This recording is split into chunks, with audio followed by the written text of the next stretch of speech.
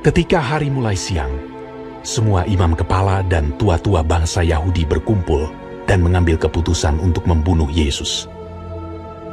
Mereka membelenggu dia, lalu membawanya dan menyerahkannya kepada Pilatus, wali negeri itu. Pada waktu Yudas yang menyerahkan dia melihat bahwa Yesus telah dijatuhi hukuman mati, menyesallah ia. Lalu ia mengembalikan uang yang 30 perak itu kepada imam-imam kepala dan tua-tua dan berkata, "Aku telah berdosa karena menyerahkan darah orang yang tak bersalah." Tetapi jawab mereka, "Apa urusan kami dengan itu? Itu urusanmu sendiri." Maka ia pun melemparkan uang perak itu ke dalam bait suci, lalu pergi dari situ dan menggantung diri. Imam-imam kepala mengambil uang perak itu dan berkata, "Tidak diperbolehkan memasukkan uang ini ke dalam peti persembahan, sebab ini uang darah." Sesudah berunding, mereka membeli dengan uang itu tanah yang disebut tanah tukang periuk untuk dijadikan tempat pekuburan orang asing. Itulah sebabnya tanah itu sampai pada hari ini disebut tanah darah. Dengan demikian, genaplah firman yang disampaikan oleh Nabi Yeremia. Mereka menerima 30 uang perak, yaitu harga yang ditetapkan untuk seorang menurut penilaian yang berlaku di antara orang Israel. Dan mereka memberikan uang itu untuk tanah tukang periuk, seperti yang dipesankan Tuhan kepadaku. Lalu Yesus dihadapkan kepada wali negeri, dan wali negeri bertanya kepadanya, "Engkaukah Raja orang Yahudi?" Jawab Yesus, "Engkau sendiri mengatakannya." tetapi atas tuduhan yang diajukan imam-imam kepala dan tua-tua terhadap dia, ia tidak memberi jawab apapun. Maka kata Pilatus kepadanya, "Tidakkah engkau dengar betapa banyaknya tuduhan saksi-saksi ini terhadap engkau?" Tetapi ia tidak menjawab suatu kata pun, sehingga wali negeri itu sangat heran. Telah menjadi kebiasaan bagi wali negeri untuk membebaskan satu orang hukuman pada tiap-tiap hari raya itu atas pilihan orang banyak. Dan pada waktu itu, ada dalam penjara seorang yang terkenal kejahatannya, yang bernama Yesus Barabas. Karena mereka sudah berkumpul di sana, Pilatus berkata kepada mereka, "Siapa yang kamu kehendaki kubebaskan bagimu? Yesus Barabas atau Yesus yang disebut Kristus?" Ia memang mengetahui bahwa mereka telah menyerahkan Yesus karena dengki. Ketika Pilatus sedang duduk di kursi pengadilan, istrinya mengirim pesan kepadanya, "Jangan engkau mencampuri perkara orang benar itu. Sebab karena dia aku sangat menderita dalam mimpi tadi malam." Tetapi oleh hasutan imam-imam kepala dan tua-tua, orang banyak bertekad untuk meminta supaya Barabas dibebaskan dan Yesus dihukum mati. Wali negeri menjawab dan berkata kepada mereka, "Siapa di antara kedua orang itu yang kamu kehendaki kubebaskan bagimu?" Kata mereka. "Barabas!" Kata Pilatus kepada mereka, "Jika begitu, apakah yang harus kuperbuat dengan Yesus yang disebut Kristus?" Mereka semua berseru, "Ia harus disalibkan!" katanya. "Tetapi kejahatan apakah yang telah dilakukannya?" Namun mereka makin keras berteriak, "Ia harus disalibkan!" Ketika Pilatus melihat bahwa segala usaha akan sia-sia, malah sudah mulai timbul kekacauan, ia mengambil air dan membasuh tangannya di hadapan orang banyak dan berkata, "Aku tidak bersalah terhadap darah orang ini. Itu urusan kamu sendiri." Dan seluruh rakyat itu menjawab, "Biarlah darahnya ditanggungan atas kami dan atas anak-anak kami." Lalu ia membebaskan Barabas bagi mereka, tetapi Yesus disesahnya, lalu diserahkannya untuk disalibkan. Kemudian serdadu-serdadu wali negeri membawa Yesus ke gedung pengadilan, lalu memanggil seluruh pasukan berkumpul sekeliling Yesus. Mereka menanggalkan pakaiannya dan mengenakan jubah ungu kepadanya. Mereka menganyam sebuah mahkota duri dan menaruhnya di atas kepalanya, lalu memberikan dia sebatang buluh di tangan kanannya, Kemudian mereka berlutut di hadapannya dan mengolok-olokkan dia, katanya, Salam, hai Raja orang Yahudi. mereka meludahinya dan mengambil buluh itu dan memukulkannya ke kepalanya. Sesudah mengolok-olokkan dia, mereka menanggalkan jubah itu daripadanya dan mengenakan pula pakaiannya kepadanya. Kemudian mereka membawa dia keluar untuk disalibkan. Ketika mereka berjalan keluar kota, mereka berjumpa dengan seorang dari Kirene yang bernama Simon. Orang itu mereka paksa untuk memikul salib Yesus. Maka sampailah mereka di suatu tempat yang bernama Golgota, artinya tempat tengkorak.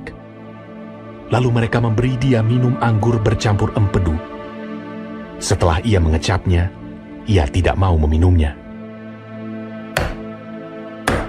Sesudah menyalibkan dia, mereka membagi-bagi pakaiannya dengan membuang undi. Lalu mereka duduk di situ menjaga dia. Dan di atas kepalanya terpasang tulisan yang menyebut alasan mengapa ia dihukum. Inilah Yesus, Raja orang Yahudi. Bersama dengan dia disalibkan dua orang penyamun, seorang di sebelah kanan dan seorang di sebelah kirinya.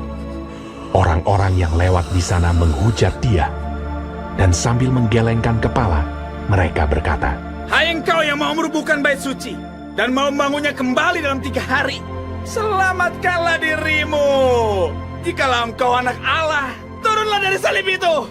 Demikian juga imam-imam kepala bersama-sama ahli-ahli Taurat dan tua-tua mengolok-olokkan dia, dan mereka berkata, Orang lain ia selamatkan, tetapi dirinya sendiri tidak dapat ia selamatkan.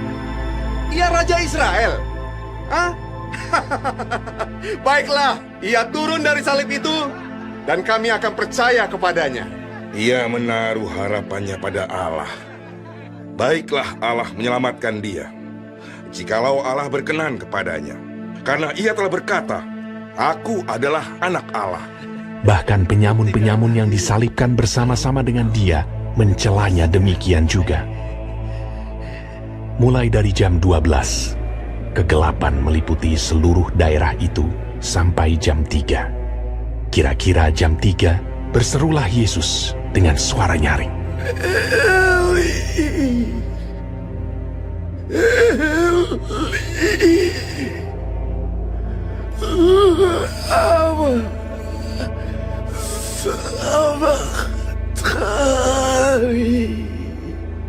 Artinya, Allahku, Allahku, mengapa engkau meninggalkan aku? Mendengar itu, beberapa orang yang berdiri di situ berkata, Ia memanggil Elia. dan segeralah datang seorang dari mereka. Ia mengambil bunga karang, mencelupkannya ke dalam anggur asam, lalu mencucukkannya pada sebatang buluh, dan memberi Yesus minum. Tetapi orang-orang lain berkata, Jangan. Baiklah kita lihat, apakah Elia datang untuk menyelamatkan dia. Yesus berseru pula dengan suara nyaring, lalu menyerahkan nyawanya. Dan lihatlah, tabir bait suci terbelah 2 dari atas sampai ke bawah. Dan terjadilah gempa bumi, dan bukit-bukit batu terbelah. Dan kuburan-kuburan terbuka, dan banyak orang kudus yang telah meninggal bangkit. Dan sesudah kebangkitan Yesus, mereka pun keluar dari kubur, lalu masuk ke kota kudus dan menampakkan diri kepada banyak orang. Kepala pasukan dan prajurit-prajuritnya yang menjaga Yesus menjadi sangat takut ketika mereka melihat gempa bumi dan apa yang telah terjadi, lalu berkata, Sungguh, ia ini adalah anak Allah. Dan ada di situ banyak perempuan yang melihat dari jauh, yaitu perempuan-perempuan yang mengikuti Yesus dari Galilea untuk melayani dia. Di antara mereka terdapat Maria Magdalena dan Maria ibu Yakobus dan Yusuf dan ibu anak-anak Zebedeus. Menjelang malam, datanglah seorang kaya, orang Arimatea yang bernama Yusuf, dan yang telah menjadi murid Yesus juga. Ia pergi menghadap Pilatus dan meminta mayat Yesus. Pilatus memerintahkan untuk menyerahkannya kepadanya. Dan Yusuf pun mengambil mayat itu, mengapaninya dengan kain lenan yang putih bersih, lalu membaringkannya di dalam kuburnya yang baru yang digalinya di dalam bukit batu. Dan sesudah menggulingkan sebuah batu besar ke pintu kubur itu, pergilah ia. Tetapi Maria Magdalena dan Maria yang lain tinggal di situ, duduk di depan kubur itu. Keesokan harinya, yaitu sesudah hari persiapan, datanglah imam-imam kepala dan orang-orang Farisi bersama-sama menghadap Pilatus, dan mereka berkata, Tuan, kami ingat bahwa si penyesat itu sewaktu hidupnya berkata, sesudah 3 hari, aku akan bangkit. Karena itu, perintahkanlah untuk menjaga kubur itu sampai hari yang ketiga. Jikalau tidak, murid-muridnya mungkin datang untuk mencuri dia, lalu mengatakan kepada rakyat, ia telah bangkit dari antara orang mati. Sehingga penyesatan yang terakhir akan lebih buruk akibatnya daripada yang pertama. Kata Pilatus kepada mereka, Ini penjaga-penjaga bagimu. Pergi dan jagalah kubur itu sebaik-baiknya. Maka pergilah mereka, dan dengan bantuan penjaga-penjaga itu, mereka memeterai kubur itu dan menjaganya.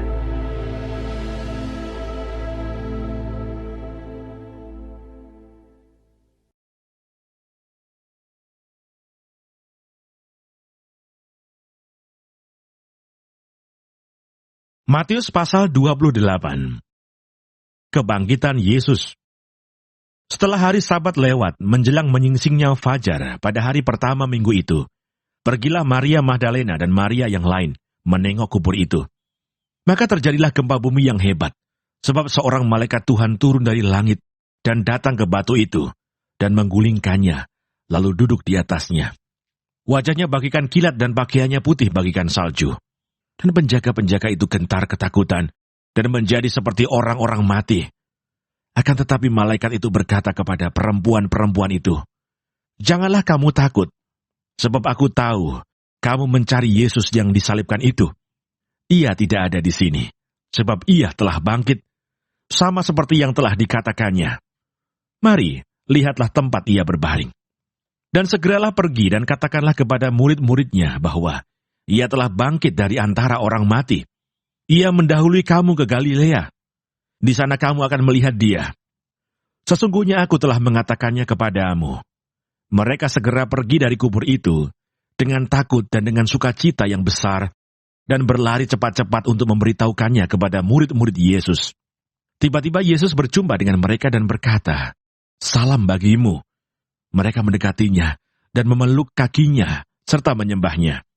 Maka kata Yesus kepada mereka, Jangan takut, pergi dan katakanlah kepada saudara-saudaraku, supaya mereka pergi ke Galilea, dan di sanalah mereka akan melihat aku.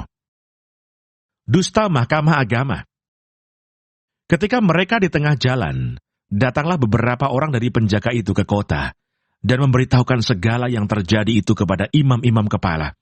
Dan sesudah berunding dengan tua-tua, mereka mengambil keputusan lalu memberikan sejumlah besar uang kepada serdadu-serdadu itu, dan berkata, Kamu harus mengatakan bahwa murid-muridnya datang malam-malam dan mencurinya ketika kamu sedang tidur.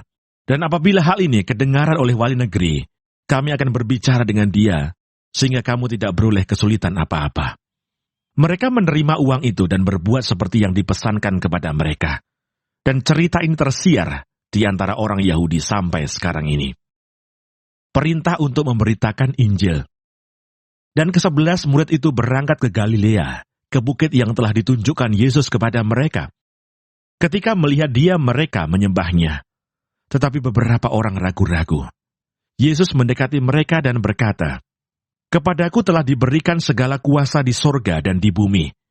Karena itu pergilah, jadikanlah semua bangsa muridku, dan baptislah mereka dalam nama Bapa dan Anak dan Roh Kudus, dan ajarlah mereka melakukan segala sesuatu yang telah kuperintahkan kepadamu. Dan ketahuilah, aku menyertai kamu senantiasa sampai kepada akhir zaman.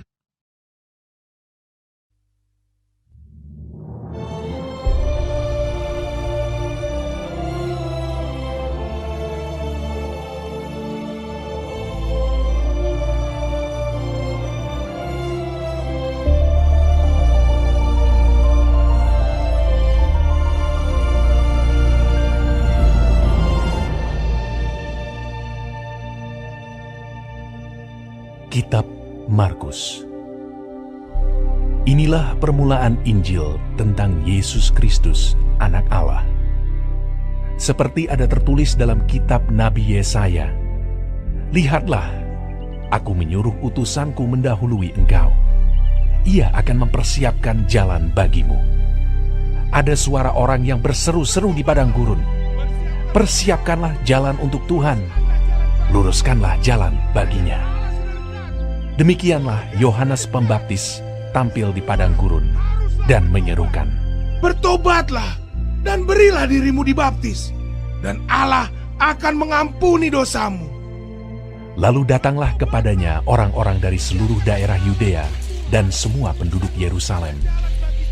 Dan sambil mengaku dosanya, mereka dibaptis di sungai Yordan.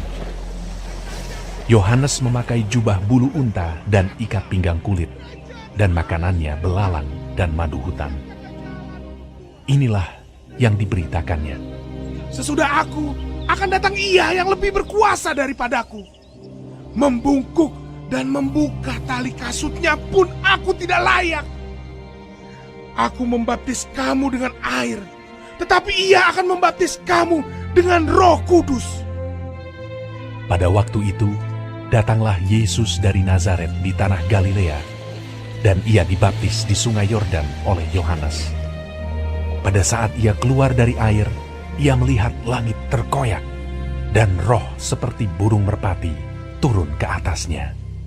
Lalu terdengarlah suara dari sorga, "Engkaulah anakku yang kukasihi, kepadamulah aku berkenan." Segera sesudah itu, roh memimpin Dia ke padang gurun. Di padang gurun itu, Ia tinggal 40 hari lamanya, dicobai oleh iblis. Ia berada di sana di antara binatang-binatang liar, dan malaikat-malaikat melayani Dia. Sesudah Yohanes ditangkap, datanglah Yesus ke Galilea memberitakan Injil Allah. Katanya, "Waktunya telah genap. Kerajaan Allah sudah dekat. Bertobatlah dan percayalah kepada Injil." Ketika Yesus sedang berjalan menyusur danau Galilea, Ia melihat Simon dan Andreas, saudara Simon. Mereka sedang menebarkan jala di danau, sebab mereka penjala ikan. Yesus berkata kepada mereka, "Mari, ikutlah aku, dan kamu akan kujadikan penjala manusia." Lalu mereka pun segera meninggalkan jalannya dan mengikuti Dia. Dan setelah Yesus meneruskan perjalanannya sedikit lagi, dilihatnya Yakobus, anak Zebedeus, dan Yohanes saudaranya sedang membereskan jala di dalam perahu. Yesus segera memanggil mereka, dan mereka meninggalkan ayahnya Zebedeus di dalam perahu bersama orang-orang upahannya, lalu mengikuti Dia. Mereka tiba di Kapernaum. Setelah hari Sabat mulai, Yesus segera masuk ke dalam rumah ibadat dan mengajar. Mereka takjub mendengar pengajarannya, sebab Ia mengajar mereka sebagai orang yang berkuasa, tidak seperti ahli-ahli Taurat. Pada waktu itu, di dalam rumah ibadat itu, ada seorang yang kerasukan roh jahat. Orang itu berteriak, "Apa urusanmu dengan kami? Hai Yesus, orang Nazaret. Kau datang hendak membinasakan kami. Aku tahu siapa engkau, yang kudus dari Allah." Tetapi Yesus menghartiknya, katanya, "Diam! Keluarlah daripadanya!" Roh jahat itu menggoncang-goncang orang itu, dan sambil menjerit dengan suara nyaring, ia keluar daripadanya. Mereka semua takjub, sehingga mereka memperbincangkannya. Katanya, "Apa ini? Suatu ajaran baru. Ia berkata-kata dengan kuasa. Roh-roh jahat pun diperintahnya, dan mereka taat kepadanya." Lalu tersebarlah dengan cepat kabar tentang Dia ke segala penjuru di seluruh Galilea. Sekeluarnya dari rumah ibadat itu, Yesus dengan Yakobus dan Yohanes pergi ke rumah Simon dan Andreas. Ibu mertua Simon terbaring karena sakit demam. Mereka segera memberitahukan keadaannya kepada Yesus. Ia pergi ke tempat perempuan itu, dan sambil memegang tangannya, ia membangunkan dia, lalu lenyaplah demamnya. Kemudian perempuan itu melayani mereka. Menjelang malam, sesudah matahari terbenam, dibawalah kepada Yesus semua orang yang menderita sakit dan yang kerasukan setan. Maka berkerumunlah seluruh penduduk kota itu di depan pintu. Ia menyembuhkan banyak orang yang menderita bermacam-macam penyakit dan mengusir banyak setan. Ia tidak memperbolehkan setan-setan itu berbicara, sebab mereka mengenal dia. Pagi-pagi benar, waktu hari masih gelap, ia bangun dan pergi keluar. Ia pergi ke tempat yang sunyi dan berdoa di sana. Tetapi Simon dan kawan-kawannya menyusul dia. Waktu menemukan dia, mereka berkata, "Semua orang mencari engkau." Jawabnya, "Marilah kita pergi ke tempat lain, ke kota-kota yang berdekatan, supaya di sana juga aku memberitakan Injil, karena untuk itu aku telah datang." Lalu pergilah ia ke seluruh Galilea dan memberitakan Injil dalam rumah-rumah ibadat mereka dan mengusir setan-setan. Seorang yang sakit kusta datang kepada Yesus, dan sambil berlutut di hadapannya, ia memohon bantuannya. Katanya, "Kalau engkau mau, engkau dapat mentahirkan aku." Maka tergeraklah hatinya oleh belas kasihan. Lalu ia mengulurkan tangannya, menjamah orang itu, dan berkata kepadanya, "Aku mau, jadilah engkau tahir." Seketika itu juga, lenyaplah penyakit kusta orang itu, dan ia menjadi tahir. Segera ia menyuruh orang itu pergi dengan peringatan keras. "Ingatlah, janganlah engkau memberitahukan apa-apa tentang hal ini kepada siapapun. Tetapi pergilah, perlihatkanlah dirimu kepada imam, dan persembahkanlah untuk pentahiranmu persembahan yang diperintahkan oleh Musa sebagai bukti bagi mereka." Tetapi orang itu pergi memberitakan peristiwa itu dan menyebarkannya kemana-mana, sehingga Yesus tidak dapat lagi terang-terangan masuk ke dalam kota. Ia tinggal di luar di tempat-tempat yang sepi. Namun orang terus juga datang kepadanya dari segala penjuru.